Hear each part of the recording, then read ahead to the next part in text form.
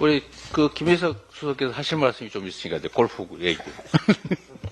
약간 너무 험하게 말씀하신 것 같아가지고. 아니, 이번 골프 사건은 총선 때 그 대파 사건을 연상케 하는 제2의 대파, 그 황당 사건인 것 같습니다.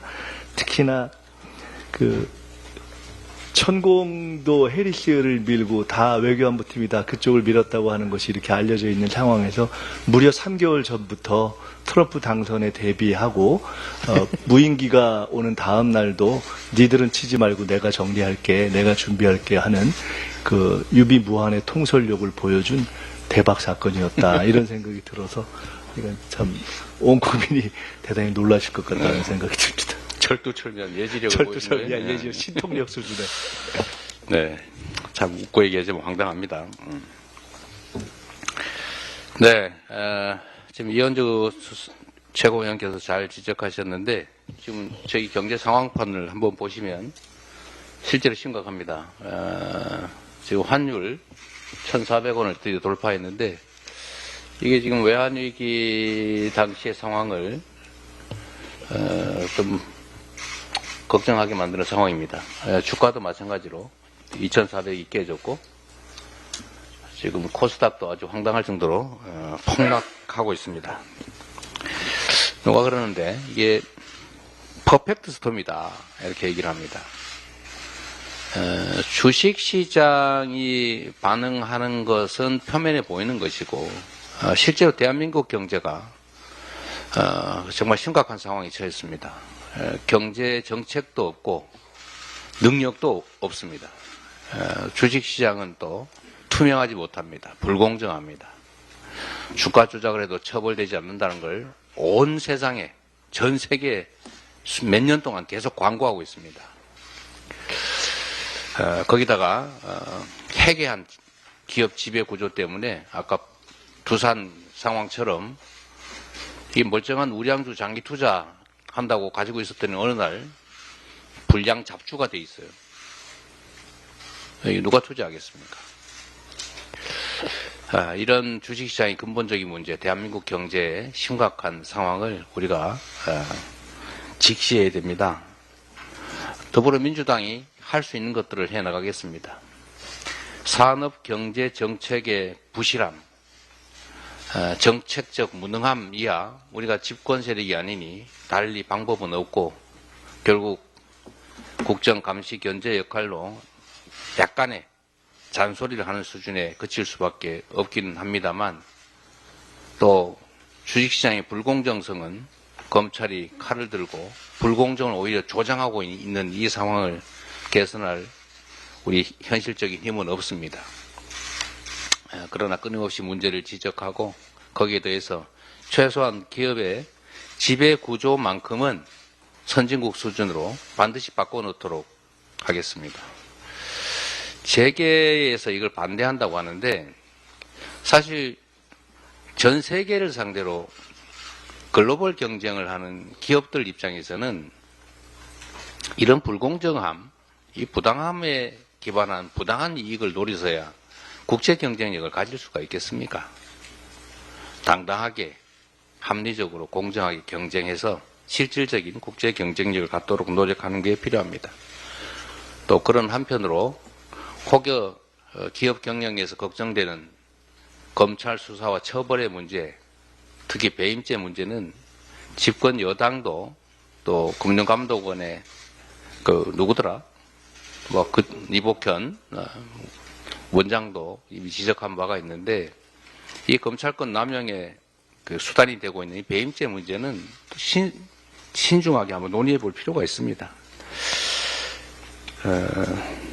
하여튼 우리 정시가 이렇게 전 세계 추세와 다르게 폭락을 거듭하고 있어서 천수백만의 우리 주식 투자자들의 속을 끓게 하고 있습니다. 또 최근에는 근로소득만큼 자산소득이 중요한 시대가 됐는데 이 자산 증식의 가장 합리적이고 바람직한 수단이라고 할 수 있는 이 주식시장이 이런 식으로 망가지면 대한민국 경제가 어떻게 되겠습니까?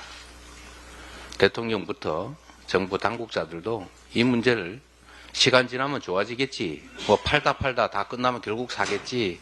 이런 막연하고 황당한 기대하지 마시고 정말로 엄중하게 이 상황을 들여다보시고 대안을 마련해 보시기 바랍니다.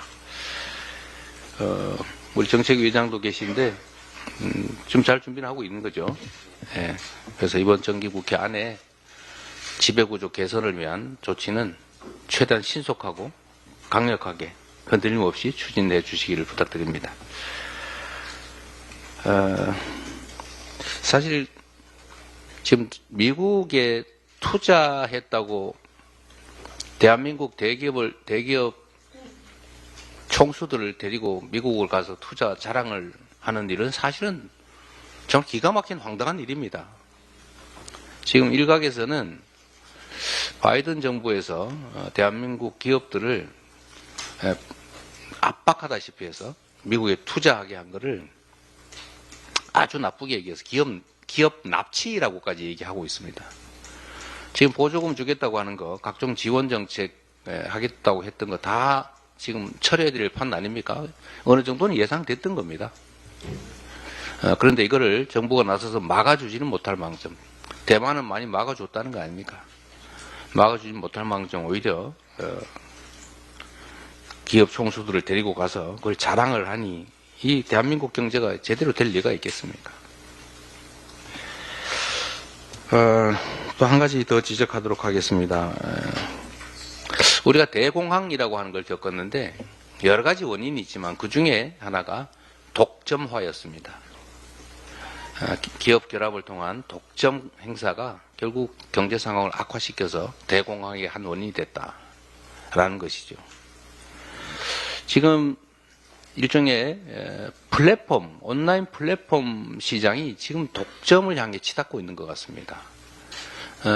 저는 혁신의 결과에 대한 보상은 충분히 해야 된다고 생각해요.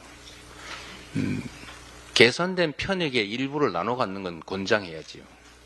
그런데 이 혁신의 결과 독점 상황이 되고 이 독점을 이용해서 횡포를 부리게 되면 이거는 시장을 망치는 것 아닙니까?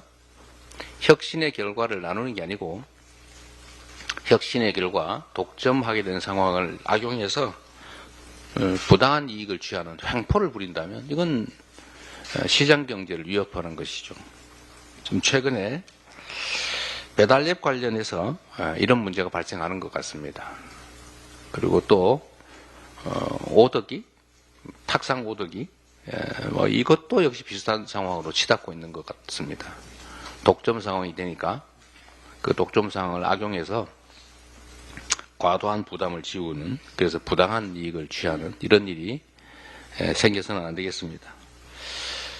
배달앱 상생협의체가 협의를 했다고는 하는데 반쪽짜리 협의가 됐다고 합니다. 우리 민주당은 이런 상태를 방치할 수 없습니다. 자율 규제가 불가능하다면 결국 일정한 제재 시스템을 만들 수밖에 없습니다. 온라인 플랫폼 전반에 대한 관리 감독 강화를 위해서 온라인 플랫폼법을 제정하도록 하겠습니다. 이것도 정책에서 잘 준비하고 있죠. 당력을 집중해서 온라인 플랫폼을 만들고 플랫폼법을 제정하고 혁신의 결과를 고루 함께 나누는 건전한 대한민국 시장 경제 질서를 위해서 최선을 다하겠습니다. 정부에 다시 한번 촉구하는 바입니다. 지금 주식시장이나 대한민국 경제 상황을 이런 식으로 방치하면 대한민국 경제의 펀더멘털, 기초가 무너지게 됩니다.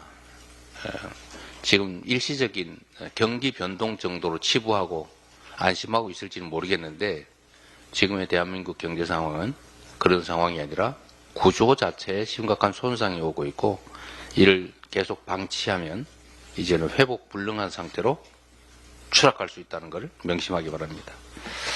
회의를 잠시 정의하겠습니다.